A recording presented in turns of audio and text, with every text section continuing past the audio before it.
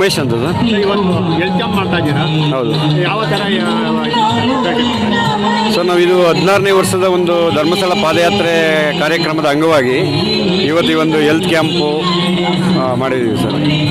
ಮತ್ತು ಒಂದು ಭಕ್ತಿಗೀತೆ, ನಿನ್ನೆ ಎಲ್ಲ ಭರತನಾಟ್ಯ ಮತ್ತು ಇದು ಪ್ರೋಗ್ರಾಮ್ ಮಾಡಿದ್ದೀವಿ.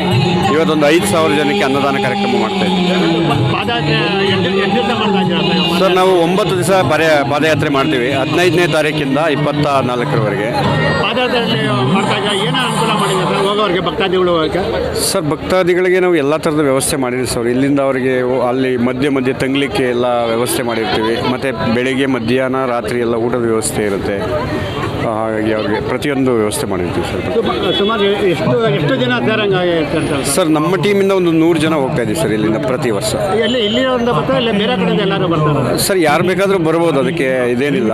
ಬಟ್ ನಮ್ಮ ಈ ಏರಿಯಾದಲ್ಲಿ ಯಾರಿದ್ದಾರೆ ಆಲ್ಮೋಸ್ಟ್ ಗೊತ್ತಿರುವಂಥವ್ರು ಎಲ್ಲರೂ ಮಾಡ್ಕೊಂಬರ್ತೀವಿ ಸರ್. ನಮ್ದು ಇದು 16ನೇ ವರ್ಷ ಸರ್. ನೀವು ಪಾದಯಾತ್ರೆ ಮಾಡಬೇಕಂದ್ರೆ ಯಾವ ರೀತಿ ಸ್ಫೂರ್ತಿ ಬಂತು ಸರ್ ಮಾಡಲೇಬೇಕು? ಸರ್, ಆ್ಯಕ್ಚುಲಿ ಇದು ತುಂಬ ಮೊದಲಿಂದನೂ ಮಾಡ್ತಾಯಿದ್ರು. ನಾವು ಇಲ್ಲಿ ಪರಿಚಯ ಆದಮೇಲೆ ಅವ್ರು ಈ ಥರ ಹೇಳಿದ್ರು. ನಾವು ಒಂದು ಸರಿ ಹೋಗಿದ್ವಿ. ಅದಾದಮೇಲೆ ತುಂಬ ಏನೋ ಒಂದು ಅಲ್ಲಿಗೆ ಹೋದ್ಮೇಲೆ ಒಂದು ವಾರ ಒಂದು ನೆಮ್ಮದಿಯಾಗಿ ಹೋಗಿ ಬರ್ಬೋದು. ಒಂದು ಹೆಲ್ತ್ ಇಶ್ಯೂಸ್ ಇದ್ದರೂ ಸಹ ಒಂದು ವಾರ ಏನು ನಡೀತೀವಲ್ಲ ಅದರಿಂದ ತುಂಬ ಅನುಕೂಲ ಆಗುತ್ತೆ. ಮತ್ತು ಒಂದು ಲೋಕ ಕಲ್ಯಾಣಕ್ಕೋಸ್ಕರ ಒಂದು ದೇವ್ರ ಪ್ರಾರ್ಥನೆ ಮಾಡಿ ಹೋಗಿ ಬರ್ಬೋದು. ಆ ರೀತಿ ಮಾಡ್ತೀವಿ ಸರ್. ಪಾದಯಾತ್ರೆ ಹೋಗಿ ಬಂದು ಅದೇ ತುಂಬ ಜನಕ್ಕೆ 10 ದಿವಸ ಏನು ನಡೀತೀವಲ್ಲ, ಸುಮಾರು ಒಂದು 6 ತಿಂಗಳವರೆಗೆ ಒಂದು ಹೆಲ್ತ್ ಇಶ್ಯೂಸ್ ಏನಿರುತ್ತೆ ಅದು ಫುಲ್ ನಾರ್ಮಲ್ ಇರುತ್ತೆ. ಮತ್ತು ಪೀಸ್ ಆಫ್ ಮೈಂಡ್ ಆಗುತ್ತೆ. ಅಲ್ಲಿ ತುಂಬ ಜನ ಸಾವಿರಾರು ಜನ, ಲಕ್ಷಾಂತರ ಜನ ನಡ್ಕೊಂಡು ಬರ್ತಾರಲ್ಲ, ಒಂಥರ ಅದು ಸ್ಪಿರಿಟ್ ಬರುತ್ತೆ ಅಲ್ಲಿ ಹೋದರೆ